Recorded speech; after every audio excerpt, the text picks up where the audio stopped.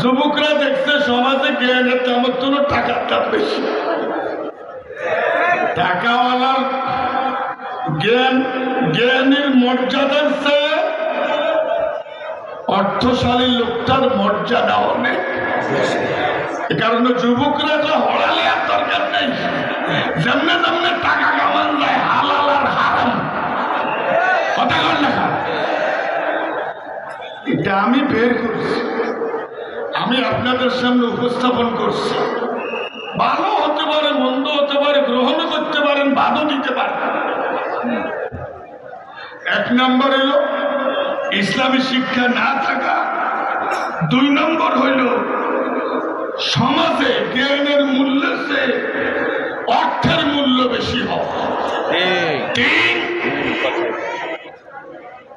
যে একটু আগে কারি সব কেরাত পড়লো, আখিরাতু খায়রুল লাকা মিনাল উলা। আমরা যারা মুসলমান, আমাদের কাছে দুনিয়ার স্বার্থ বড় না আখিরাত? আখিরাত বড়। কি দুনিয়া বড় না পরকাল বড়? পরকাল বড়। আজকের যুবকরা মনে করে দুনিয়াটা বড়। খাওয়া দাওয়া ভর্তি করো, দুনিয়াটা মস্ত বড়। কিন্তু ইসলাম কি এর সাথে একমত? ইসলাম বলে খাও দাও চিন্তা করো, আখিরাতটা মস্ত বড়। খাও দাও ইবাদত করো, আখিরাত মস্ত বড়। এবার সসলে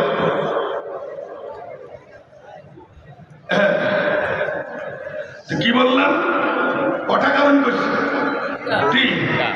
চার হলো দমকার মোবাইল। দমকার মোবাইল, মোবাইল বুঝছেন তো? সারাদিন এতে এবার ভালো ছবি আইয়ে, ল্যাংটা ছবি আইনি, কথা বলেন আসেনি, তখন সে আস্তে আস্তে অশ্লীলতার ভিতরে ঢুকে পড়ে কিনা। আজকের মোবাইল ডিভাইস যুবকদের চারিত্রিক অধঃপতনের অন্যতম কারণ। এ কারণে কত বয়সে মোবাইল ব্যবহার করা যাবে এ ব্যাপারে একটা আইন থাকা দরকার। এবং পারিবারিক ভাবে সন্তানদেরকে মা বাবা যাতে এরকম মোবাইল না দেয়। আমরা না দিলে কি দুলে ভাই বিদেশত্ব না দেয়, ঠিক নেই? বলার যাবে গুলগুলার রয়েছে নাই, সারিবার কম্বলের বস্তন স্যামসাং সেট বার করে যাবে, গুলগুলের রয়েছে নেই, কথা কর না। এত স্যামসাং সেট বার করো, যত আড়া গাবো তত দামি মোবাইল।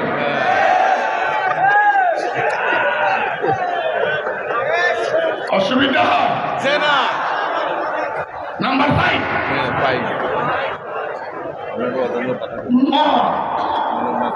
মাদক।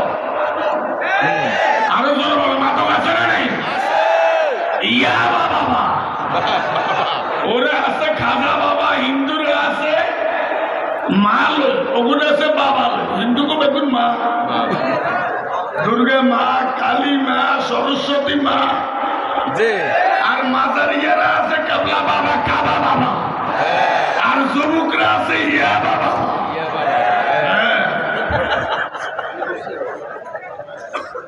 এই মাদক, ইয়াবা এবং এই জাতীয় উপাদানগুলো সমাজে, বাজারে, দোকানে অহরহ পাওয়া যাওয়ার কারণে যুব সমাজ দেশপ্রেম, নৈতিকতার পরিবর্তে ড্রাগ অ্যাডিক্টেড হয়ে পাথারা হয়ে চলছে। এই মাদক থেকে জাতিকে মুক্ত করতে হলে ইসলামী সরকার ছাড়া কোন উপায় নাই। আর জোর বলে কোন উপায় নাই। অসুবিধা হয় না। এরপরে হলো রাজনৈতিক অপব্যবহার। হেমিয়ার ভোট মারবার লাগে বলা দিতে ভোট তুই দিবি বেশি।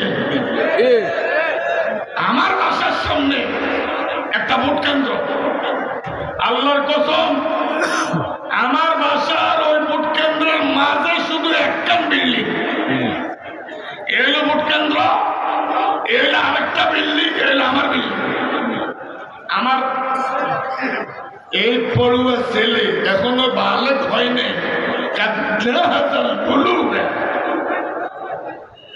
এতে আমার কয় বিকেল মাগরিবের পর 7 জানুয়ারি এবছর সংসদ নির্বাচন কবে? 7 জানুয়ারি। এতে আমার বিকেলে কয় আব্বু আমি কেন্দ্রের সামনে রাস্তাতে সারাদিন হাঁটলাম, 30টা মানুষ দেখলাম না। আব্বু বেলা ভোট বেলে 3000 হচ্ছে। কথা বুঝেন? আমার ছেলে বলে কত অনাবিল মস্তিষ্ক, এখনো তার ভিতরে শয়তানি বান্দরামি ঢুকে। সে বলে আব্বু সারাদিন কেন্দ্রে পাবলিক দেখলেন না, মানুষ দেখলেন না, 10-20টা মানুষের আনাগোনা দেখছি। আব্বু বলে 3000 ভোট লোক আমার গায়ে। আব্বু ভোটে কোন দিচ্ছে কি? আমি বললাম বাবা এবং যারা ভোটের দায়িত্বে আছে তারা সব সিল মারি নিয়ে গেছে। আব্বা এদিন বুঝি চলে এই দেশে। দেখছেন আমার এই উদীয়মান এই ছেলেটা কি শিখতেছে রাষ্ট্রীয় আরে কথা বলে দেখে না, এই রাজনৈতিক নিজেদের স্বার্থ চরিতার্থ করার জন্য এক শ্রেণীর অপরাজনীতিবিদ এদেশের যুবকদেরকে তাদের অসৎ এজেন্ডা বাস্তবায়নের জন্য হাতিয়ার হিসাবে গ্রহণ করে। বিকালে 500 টাকার নোট একটা 1000 টাকার নোট একটা ধরাই দেয়, দেয় না? বাবু রে মার কাছে চাইছি আর 20 টাকা দেয় না। ওরে ভাই তো 500 দিয়ে মার কাছে কত চাইছে? 20 টাকা। 20 টাকা 20 টাকা দেয় না, ভাই 500 দিয়ে দিয়ে লাগছে।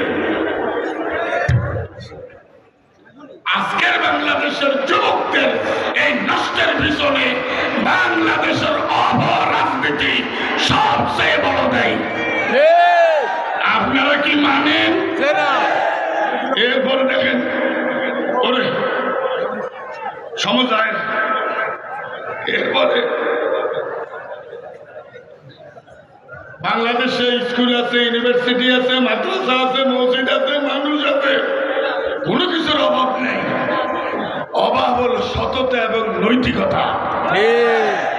এই যুবকদেরকে সততা এবং নৈতিকতার প্রশিক্ষণ দেয়া হয় না, পরকালীন জবাবদেহিতার অনুভূতির তালিম দেয়া হয় না।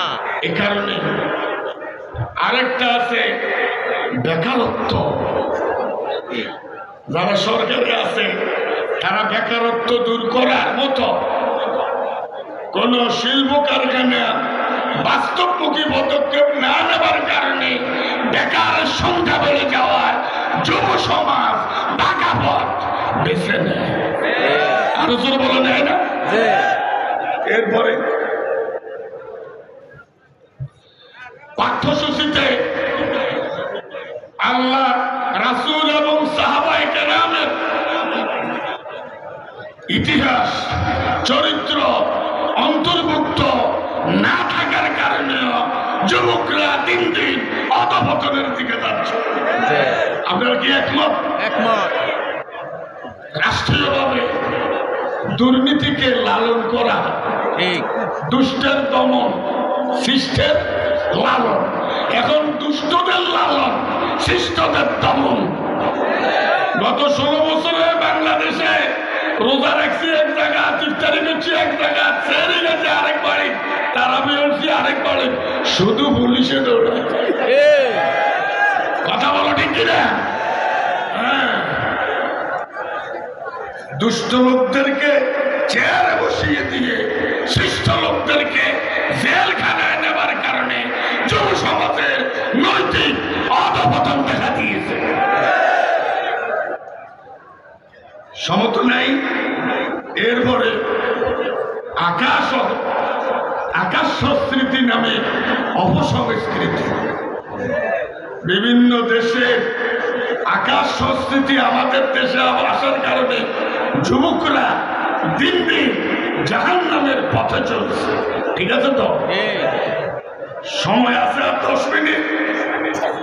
এবার আমি বলবো প্রতিকার। আমি অনেক কারণ আপনাদের কাছে বলি নেই। এই যুব সমাজকে নৈতিক, দেশপ্রেমিক, ইসলামী চেতনা উজ্জীবিত করতে হবে। তাদেরকে অবক্ষয় থেকে আমাদের মুরব্বীদেরকে বাঁচাতে হবে। সেজন্য আমার প্রস্তাবনা,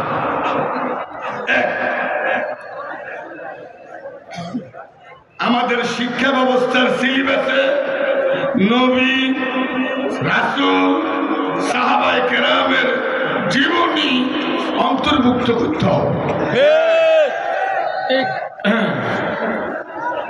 হুজুর এখানে আছে এক সাহাবী এক টুকরো জমি বিক্রি করছে, আরেক সাহাবী ক্রয় করছে। এটা হাদিস, এটা আমাদের ইতিহাস।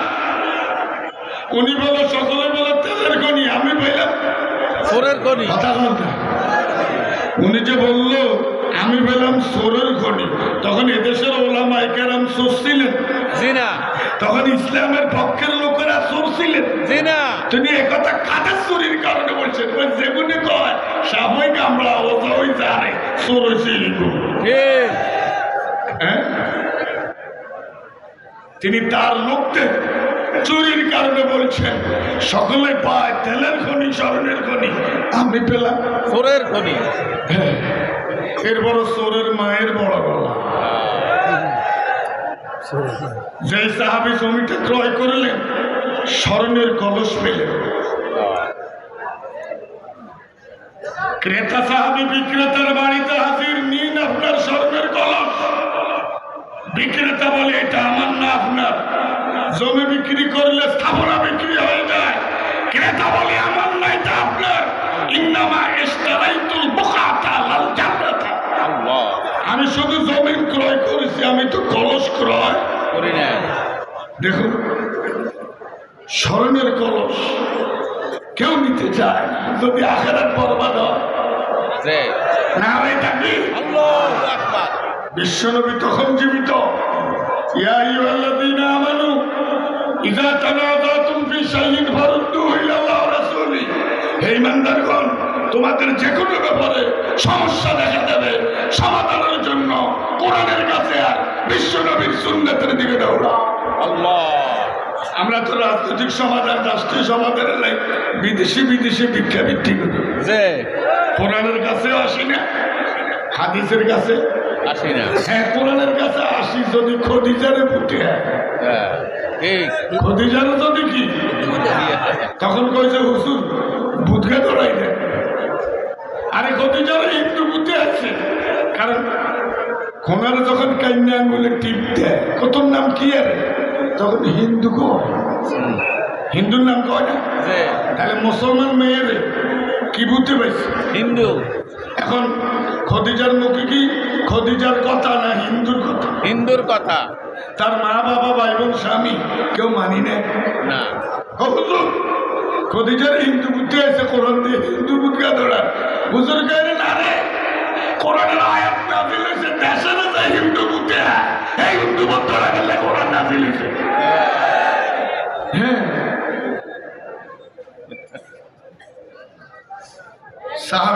দুই সাহাবী রাসূলের কাছে গেলেন, স্বর্ণের কলসের প্রকৃত মালিককে। রাসূল মামলাটি শুনে বললেন, রায় একটু পরে, আমি একটু শুকর আদায় করি, তোমাদের মতো লোক তৈরি।